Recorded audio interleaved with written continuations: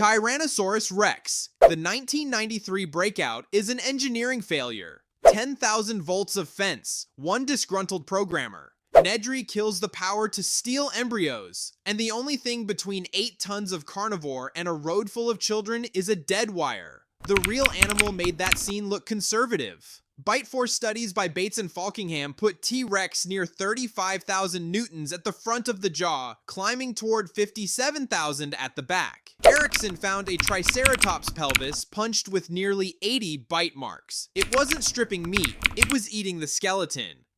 But the film got it famously backwards. T-Rex vision was not motion-based. Stevens' skull reconstructions give it roughly 55 degrees of binocular overlap. Depth perception sharper than a hawk's. Standing still doesn't save you, it just holds you steady. Muscle is a problem you can solve with concrete. The next one wasn't a muscle problem. Velociraptor. The reason the fences were never the real security system. They don't charge the wire, they test it. Different spot every time. That isn't hunger, that's methodology. And when one gets inside a building, it doesn't smash the door. It works the handle. Now, what's real? Velociraptor mongoliensis was 2 meters long and 15 kilograms. A turkey with knives. Turner and Norell found quill knobs on its forearm in 2007. Anchor points for feathers. The film's raptor is really Deinonychus, which Crichton borrowed from a book that lumped the two together.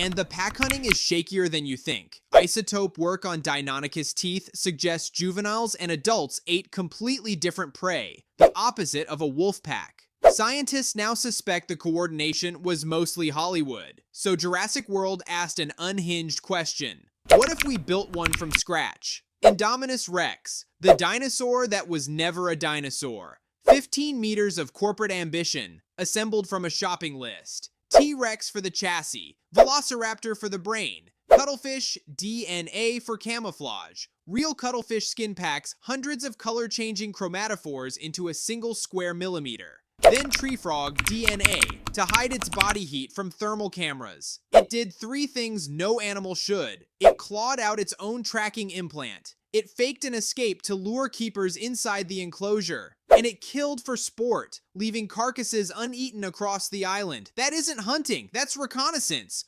But the deepest fiction isn't camouflage, it's the amber. DNA has a half-life. Alan Toff's team measured it at roughly 521 years, meaning the last readable fragments crumble by about 1.5 million years. Dinosaurs died 66 million years ago. There is no dinosaur DNA. The Indominus is accidentally honest. Everything in this park was always a hybrid. 18 years earlier, the franchise already had a monster nobody could explain. Spinosaurus. The one that crashed through a concrete wall and a fan base at the same time. Jurassic Park 3. It smashes through the InGen perimeter like drywall, chases a plane down a runway, and then, in the scene that started 20 years of internet warfare, snaps a Tyrannosaurus's neck. The real animal is stranger than the film dared. Spinosaurus aegyptiacus is the longest predatory dinosaur we know of, past 14 meters, crocodile jaws, dense, heavy bones, and it has the saddest story in paleontology. The original skeleton, described by Ernst Stromer, sat in a Munich museum until an Allied bombing raid in April 1944 turned it to dust. Every bone, gone in one night. Ibrahim's team now argues the tail was a swimming paddle. Sereno's team argues it was a shoreline wader that would have sunk. Spinosaurus escaped the fossil record, and it has never been contained since. Spinosaurus broke walls. The next one didn't need to. Indoraptor, the prototype that was never supposed to leave the basement. One specimen. Indominus DNA spliced with a raptor's, engineered to be sold. Trained to kill a laser dot on command, steered by a sonic pulse, then auctioned to arms dealers in a manor house. And then it hunts a child through a bedroom. That's the horror. Not a jungle, a hallway. It opens the door, it waits. Here's the uncomfortable part. This isn't science fiction. The Soviets strapped explosives to anti-tank dogs. The US Navy still trains dolphins to find mines. Every one of those programs taught the same lesson. A trained animal is still an animal, and eventually it picks its own target. The Indoraptor dies the moment its handler's laser gets turned back on it. A weapon that small is a nightmare. But Dominion went the other direction entirely. Giganotosaurus. Argentina's answer to a question nobody in North America asked. Correa and Salgado described it in 1995. 13 meters long, skull about 1.6 meters. Longer than T-Rex. Dominion treats it as the ceiling of the franchise.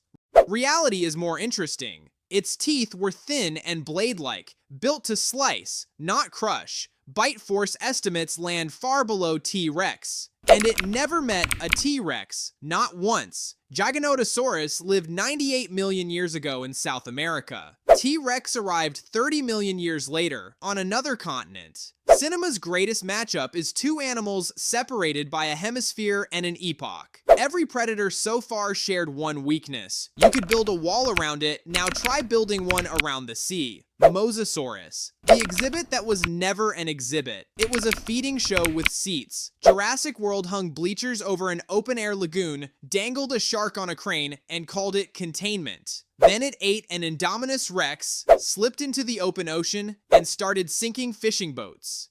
And it isn't a dinosaur. Mosasaurus was a marine lizard, closer to a monitor lizard or a snake. Mosasaurus hoffmanni ran 11 to 17 meters. It carried a second set of teeth on the roof of its mouth, pterygoid teeth, that ratcheted prey backwards down the throat. Nothing it swallowed came back out. It also has the best origin story. A skull came out of a chalk quarry near Maastricht around 1780. French troops seized it in 1795 and hauled it to Paris, where it became central to Cuvier's argument that species can vanish forever. The mosasaur didn't just star in a franchise about extinction, it helped prove extinction was real. The ocean can't be fenced, and yet the worst containment failure in this entire franchise came from an animal barely taller than a man. Dilophosaurus, the one that never escaped. Read that again. It never breached anything. Nedry drove off the road in a storm into its paddock and got out of the car. The fence held. A human opened the door and walked through it. And almost everything you see is invented.